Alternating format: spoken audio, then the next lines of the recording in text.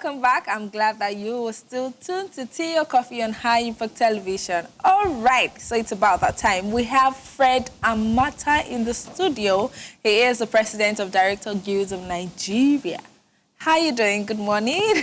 Good to see you. I'm about to have a fun girl moment. Right? I'm about to have a fun girl moment right now. Like, yeah, it's so good to see. You know, all those things is not truly us, so unless you want to go to behave like Weibo. Oh my God. From time of Heaven's Gate. The truth of the matter, what happens is that, see, look at him, that's actor, see him. Nobody does. I want to know how you started, because I know back then I started hearing your name as young as I was then. That's in the movie Heaven's Gate. Yes. Where you acted as the Holy One and the Righteous One. From then till now, how's the journey been? And I know that there was a particular point where they said that, oh, it seems like you were no longer in the industry because we're not hearing anything from you at some point. So what exactly happened? What was the journey like for you? By the time of Heaven's Gate, I was already both an actor and Director, okay. Producer. But there's a lot of story behind that, even from when I was a little kid, when I first came into contact with the world of film. My father is a filmmaker. Yes. Which is something we are very proud of in the family. Yes. We say we come from a legacy of creativity. Okay. And so that was my first contact with film. As a little boy, by the age of 6, 8, I was seeing my father on the big screen. And also doing my first acting. But then let's jump a little. I studied theater arts in the University of Jos. Yeah. And then by the time of Heaven's Gate, this was a series written by my very good friend and former president of the Association of Movie Producers, Zik Zulu Okafor, who is known for his oratory. Yeah. He had done that. At that time, they said, couldn't there be something that was like expressive of the Christian mode of living and people? So they said, okay, they needed a story. We have a short clip of some of the movies that Fred Amata has starred in. Let's take a look and we'll be right back. Seriously.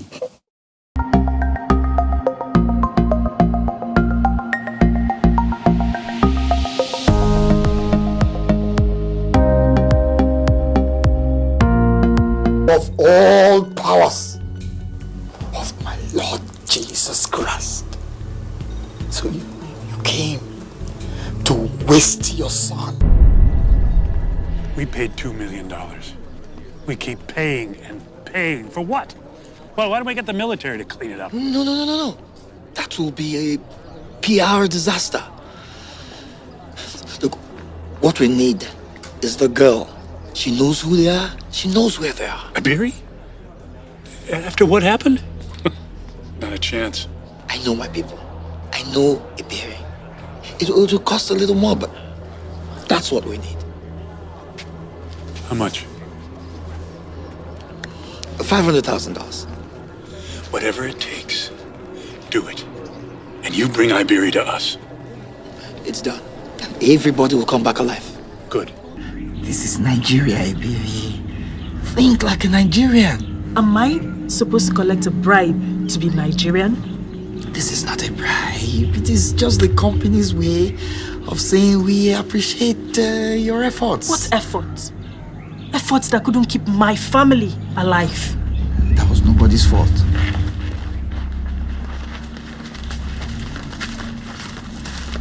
So, have you come here to offer another bribe to the people? No, I didn't come here to debate with you guys. Then don't do it. Come on, man. What happened was nobody's fault. It is always our fault. This guy, our poverty is our fault. Our fault. Wait first. Come. So you don't talk to America or you both now. You who fought the people? Wait, now when you come, man. We fix sort this thing now.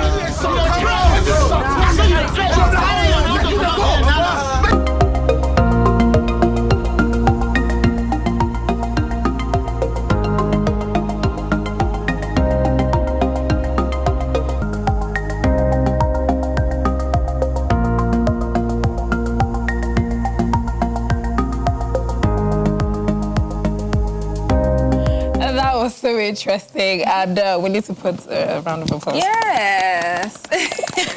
Having to fit into different characters. I doubt that was really interesting. I can see the excitement in your face. Yes, How I feel like you're proud. You're surprised. You're proud of yourself, and a whole lot. I'm just excited seeing people I haven't seen in a while. See my friends, Enes Babo, Akon, Wyclef. I haven't seen Wyclef in a long time. I haven't even spoken. Okay, so I want to know how do you feel, especially when you saw Alexis Sifo, because I saw your reaction. Oh, my dad. It's the same way. There's a nostalgia. There's an excitement. Then you start to remember all these things that you did so many years ago. And some of the pictures you're seeing there, you do not know the history behind the wahala. Like that scene you just saw with me, Akon. The trouble was incredible to shoot to shoot just that little bit. What goes into, fitting into a character as an actor? See, this is a deeper question than you really realize. It is a major challenge in the Nollywood experience. Because I believe that Africans, Nigerians, are specifically or extra talented in the area of the arts. We have noticed that the new generation or even generations of filmmakers in the Nollywood experience tend to overlook the need for the actor to prepare before the actor gets into a role. And as bad as that sounds, you will still wake up one morning and catch a Genevieve and say, hey, we are starting to shoot tomorrow. And she delivers believably. So I used to argue a lot about the quality of talent.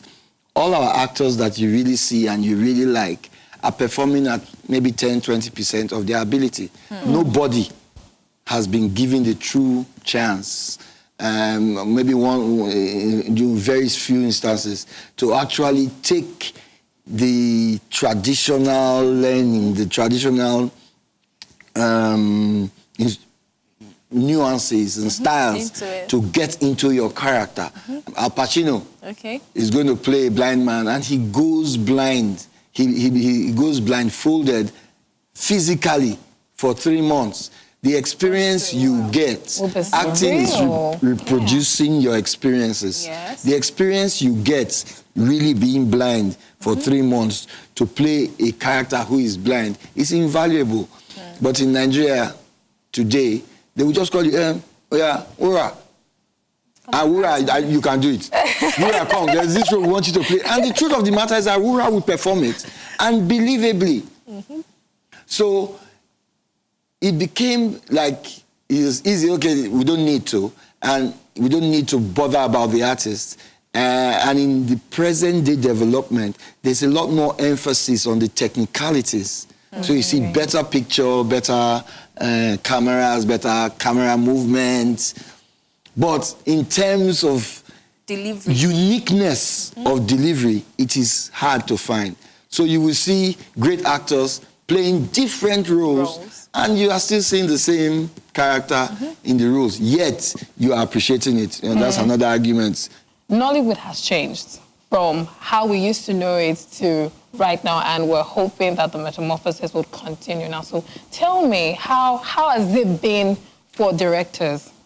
You see, first of all, I don't know what you mean by Nollywood has changed. Nollywood is developing. It's evolving. So, there's a revolution. About 10 years ago, somebody came and asked me about filmmakers in Nigeria. I said, hey, we have quality filmmakers in Nigeria. Those quality, they are still there.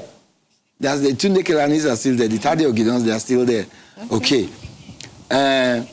This transition is just development. Just expected development. And I'm saying in that development, and there has been now too much emphasis on just the technical side of filmmaking, which also in the world of filmmaking has improved in terms of the technicalities, the quality of equipment now available, the flexibility of equipment now available.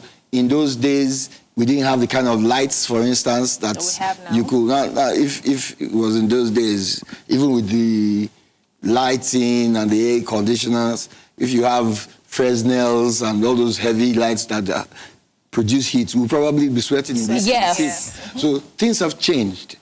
Those things, the things that have changed for the better. It's now easier to be a filmmaker Okay. than it was, say, 15 years ago. Now you can actually shoot and make mistakes while you are shooting, but go back to the studio For and correct those post-production, yes. in post and correct those things. Then you had to get it right. Okay. All right. You know, as broadcasters, we stand for change at times. Most times, I've come across the rumor of you taking a break of from acting and you just want to focus on directing solely. How true is that? That is a very big lie now. Excuse me. Because I personally the said problem when with you people come, I is would that ask. they want to compartmentalize people. Okay. If you look at, and then America did that a lot, and then they have different guilds, everybody, and on set, everything is restricted. But I discovered that when I was in Hollywood working with, and I'm seeing everybody exactly like the average Nigerian boy in Surulere who wants to make a film, who can write, who can edit, who knows how to act, Scripting. but he can script, but he finds that suddenly he's making Passion. impact as a cameraman. And so he sticks to being a cameraman. That's how a lot of people grew up. So that you find people, bankers, who suddenly say, okay, they are now producers or directors. Definitely. So it's that transition. We are the same. We are the same. There was no time where I said, okay, now I want to be this. The director. In the unraveling of my journey, thank God now that word comes about, I find that in the early days, I was probably one or two of practitioners who had gone to school to study theater arts, to study the arts, and I graduated, did my thesis in directing. Came out, immediately started serving in NTA. This is 1986-87. Wow. Started directing for television by 1987. Nollywood didn't start till 1993. Yes. So by 1993, when it came, here was this young, experienced, trained, and it looked like when the scripts came about, then we started doing ripples. We're doing ripples. So when the scripts came, it was like, go to Fred, he will explain, he will help you. Go to Fred. And a lot of filmmakers then. So at that time, probably, I used to take more directing jobs. Okay. Because I felt at that time that I had more to offer from my training through on-hand experience and, well, maybe vision. I don't know. It's hard to say that you... Okay, but you know what? This conversation is quite interesting, and we might need to take this out of studio because I need to learn a lot from you know, being a veteran in this aspect, acting and directing. So, but I must say thank you so much. But before you go, what would you like to say to people out there? I was going to make you act a little wrong. No, we don't do that. We don't do that, Kati. Even this is already acting. Okay, so just give a shout out to people out there. Okay, I like to say this every time I'm talking to budding artists, whatever field you are. Talent is not enough.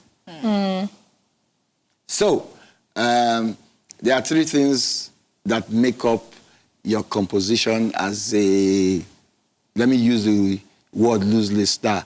And the three things are talent. Your talent is 33.3%. And each of the three things are equal.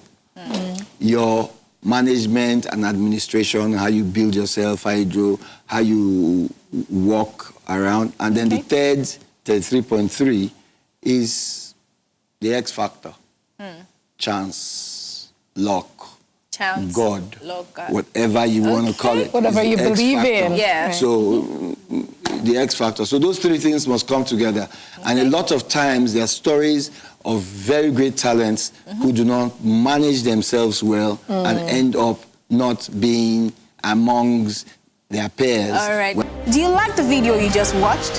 Then you should click on the like button and move over to click on the subscribe button. Also, you should click on the bell to get notified anytime we drop amazing episodes of Tea or Coffee for you. Adios.